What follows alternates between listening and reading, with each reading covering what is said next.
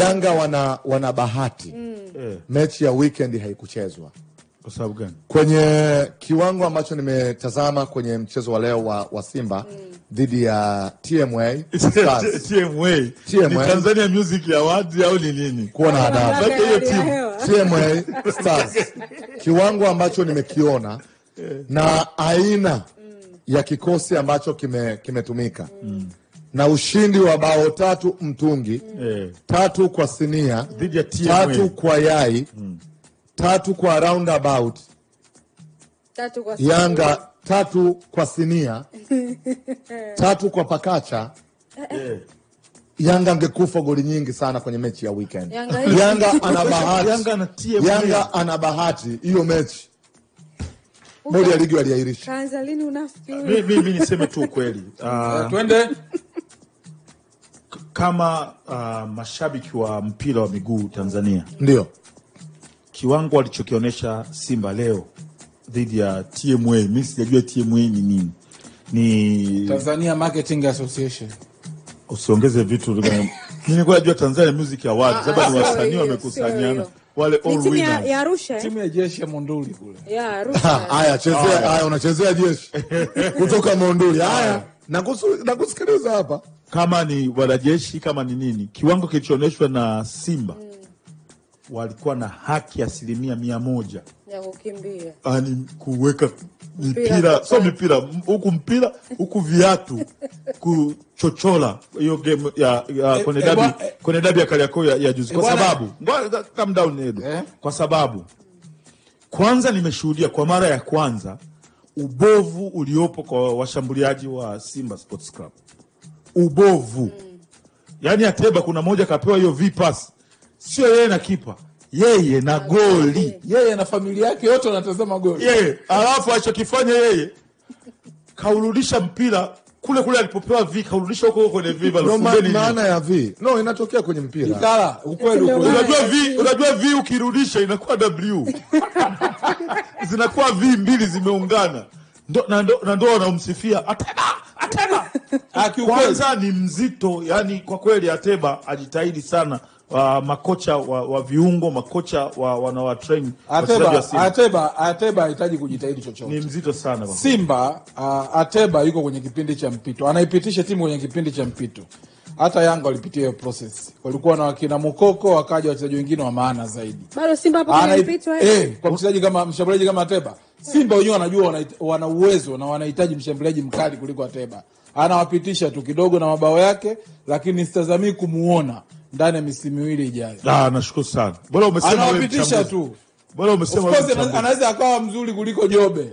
Yaani Oscar anaweza kaja hapa. Hakuna standard ambayo Simba anaweza kujua huyu. Yaani kuna washambuliaji wazuri Simba anaweza ikawa nao kuliko Ateba.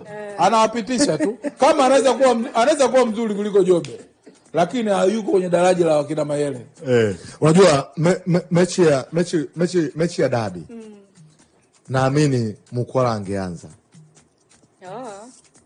Mukwala kwanza ametoka kuelekea mechi ya dabi, alikuwa na hat-trick. Yaani hat-trick ya kikweli kweli.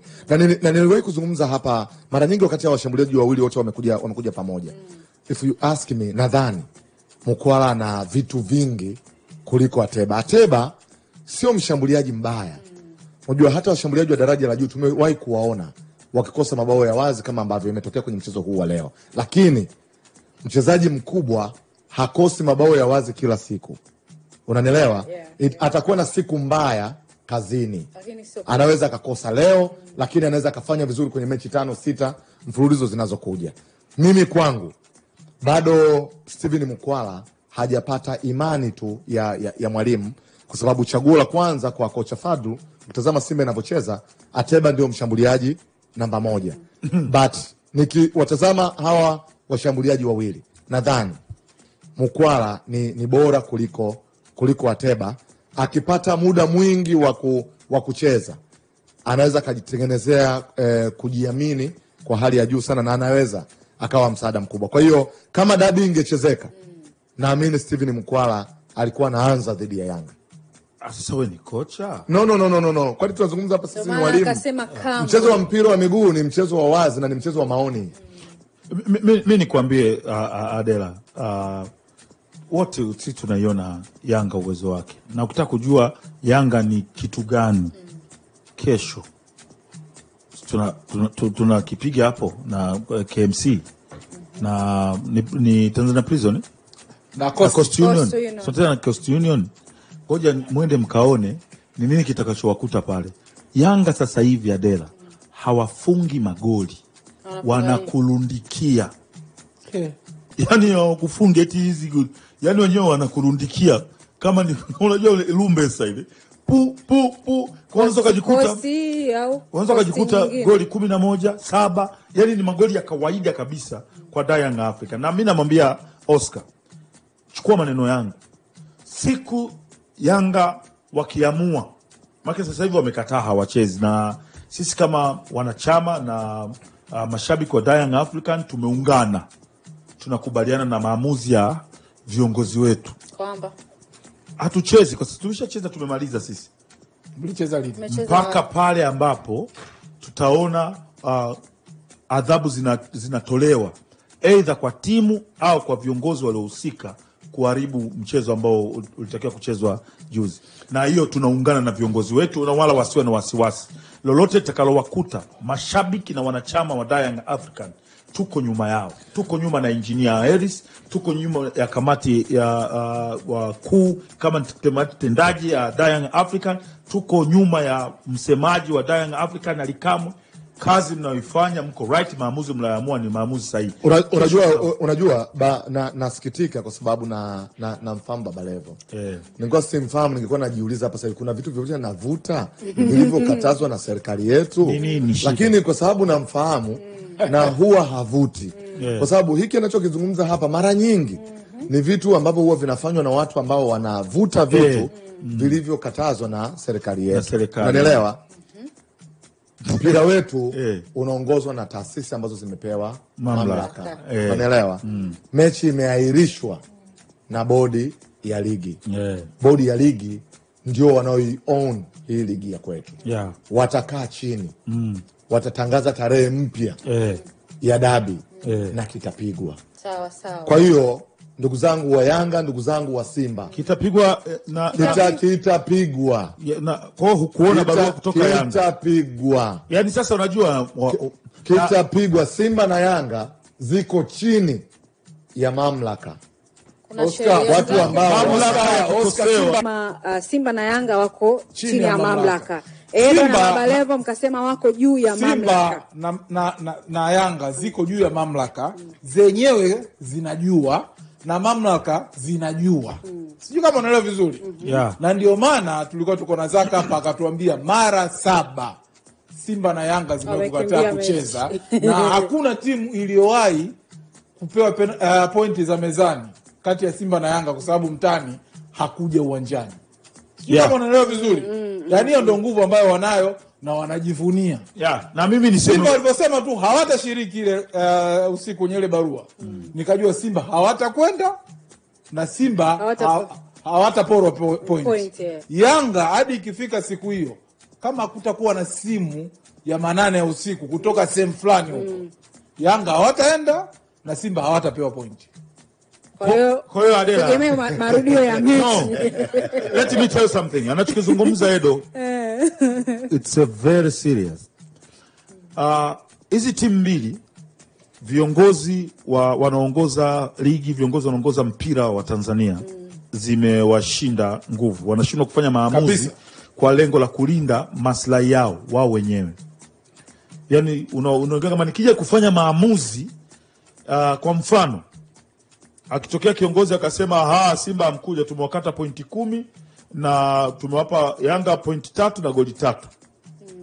Kimbembe kitakachokuja huko nyuma ni kimbembe ambacho kiongozi huyo anatakiwa awe amejipanga, kwa sababu hiyo ndio tafsiri ya neno lukuga. Yaani lukuga huwa inakuja ni wimbi kama kimbunga kinazoa kila kitu. Lakini ilitakiwa siku moja hizi mamlaka zitoe fundisho kwa Simba au Yanga. Fundisho siku moja. Timu inafanya vitu ambavyo sheria za ligi zinaruhusu timu ishushwe daraja, kiongozi anasimama na anaziandikia barua kwamba bana, kutokana na sheria hii na hii na hii na hii na hii umefanya makosa haya na haya na haya, umeshuka daraja. Unajua Baba Levo kanuni zinasemaje? Sasa Baba Levo, sorry kidogo, nataka nikueleze kwa nini inawezekana. Wanakutana watu 7 au 8 kwenye hiko kikao. Nusu ni Simba, nusu ni Yanga. Sawa. Yaani hili sasa hapo kila mmoja anatetea interest zake. Na ndio panaposhindana. Labda waite kundi la maofisa kutoka Misri au Morocco, waeleze kilichotokea, wawaambie waamue. Kwani kanuni hazipo Edo? Tunasema kila siku waingize maana. Kwa mfano hiyo mechi ya juzi. Kilichopaswa kufanya ni Simba kucheza. Lakini Yanga labda mabounce au ni kuadhibiwa. Yes, wafanywe kazi. Kwa sababu kanuni inasema kama lile halijawezekana la usiku lile, bado mechi inapaswa icheze. Alafu malalamiko yafanywe kazi. Waadhibiwe kwa waliohusika. Ndio maana hizo kanuni, nini kimefuata? Hakuna mpira. Si mchana mpira ukailishwa. Lakini sasa ukija kuangalia sasa vizuri Adela, ukiangalia vizuri kabisa, unajua mimi nilifuatilia sakata vizuri mno. Moja, waliozuia Simba wasiingie uwanjani wanasema ni mabouncer wa Yanga. Yes. Waliwazuilia wapi? Nje ya uwanja. Tafsiri yake ni kwamba ni nje ya uwanja wa kwa Mkapa. Ongeza kuwazuilia Kariakoo, ongeza kuwazuilia Temeke, bado wangeacha Simba kuingia uwanjani kucheza na Yanga. Pili, nani mwenye mamlaka ya kufungua geti Adela? Mwenye mamlaka ya kufungua geti la kwa Mkapa ni meneja wa uwanja ambaye alikuwa na taarifa au alikuwa hana. Ule uwanja sio wa Yanga, ule uwanja ni wa serikali. Na ukiangalia katika ile video ya Simba ambao wako kwenye basi lao, kuna gari la polisi limepaki mbele yao. Sio kama unanielewa vizuri. Paka wasema mbona polisi? Na utaona polisi wako pale wanajaribu kuweka mambo sawa sawa. Tafsiri yake ingekuwa ni hivi: meneja wa uwanja angefungua geti, alafu wale mabounce wakaenda kukaa pale getini kuzuia gari lisipite.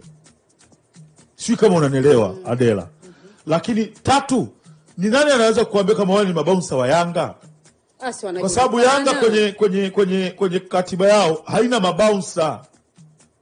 Hakuna sehemu Yanga imeshawahi kuwasilisha either TFF au kwenye bodi ya ligi kwamba huyu ndio msemaji wetu, huyu ndio nani, alafu hao ndio mabouncer. Kwa hiyo unahisi ni watu tu wamejitokeza huko. Mtu akivalishwa jezi, mtu hataki kucheza, kashaona game itakuwa ngumu, achukue wakina Oscar na awavalishe jezi, aseme ni mabouncer wa Yanga. Bado mtakata nakwambia ukweli sasa. Mbona wanajulikana wanasema nakwambia ukweli sasa.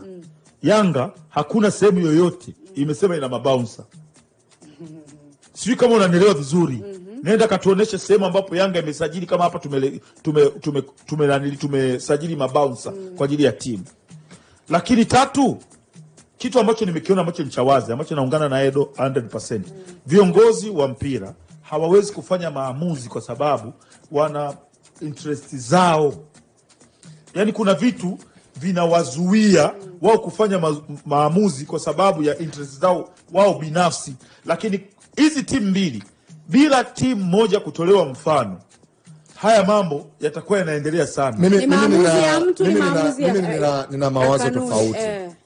Na nina maoni tofauti. La kwanza, Simba, haya ni maoni. Simba waliogopa Yanga. Period. Ndio kwa sababu gani? Kuna kitu kimoja nilikuwa naitafuta ile kanuni hapa ili nisome uone tafsiri. Kanuni inasema hivi: timu mgeni itafanya mazoezi kwenye uwanja wa mechi angalau mara moja kabla ya siku ya mechi katika muda tarajiwa wa mchezo husika. Sikiliza hii. Angalau mara moja. Unajua tafsiri yake nini? Mtaani watu wengi wanazungumza kwamba siku moja kabla ya mechi timu inatakiwa kufanya mazoezi. Hii kanuni hata siku 3 hata 4, na Simba angeweza kutrain mara 2 mara 3 au mara 4. Kwa sababu kanuni inasema angalau mara moja. Maana yake nini? At least. Yaani unaweza Simba angeweza kutrain hata mara 3 hata mara 4, na hii kanuni ilikuwa inamruhusu. Lakini pia unajua nini samani? Tafsiri yake unajua nini? Kwa sababu kuanzia mechi ya mwisho inapomalizika, kanuni hii inakuruhusu wewe kwenda kutrain pale. Iwe ni mara moja, iwe mara mbili kwenye muda husika wa mchezo husika. That's true. Unanielewa? Yeah. Maana yake hawawezi watu wakawa wamekaa kila siku wameweka walinzi kwa sababu wanajua kuna mechi. Haujulikani unakuja kucheza lini. Na kwa bahati mbaya kwenye hii kanuni sio lazima ukatrain. Yaani kanuni inakupa room ya wewe kwenda kutrain walau mara moja au kutuenda. Lakini kanuni haisemi kwamba usipoenda kuna tatizo. Unanielewa? Kwa hiyo kwa namna yoyote ile. Na Oscar Simba samani. Simba alitakiwa kutoa taarifa ya siku ambayo Simba anakwenda kutrain. Lakini that's one. Hata kama Simba alifanyiwa figisu na hizo vurugu ambazo zinatajwa nao mabouncers ambao wananasibishwa na Young Africans, bado kanuni ingewaadhibu hao watu kwa utovu wa nidhamu. Lakini hakuna kanuni inayosema ukizuiliwa kufanya mazoezi usicheze mechi. Unanielewa? Asante.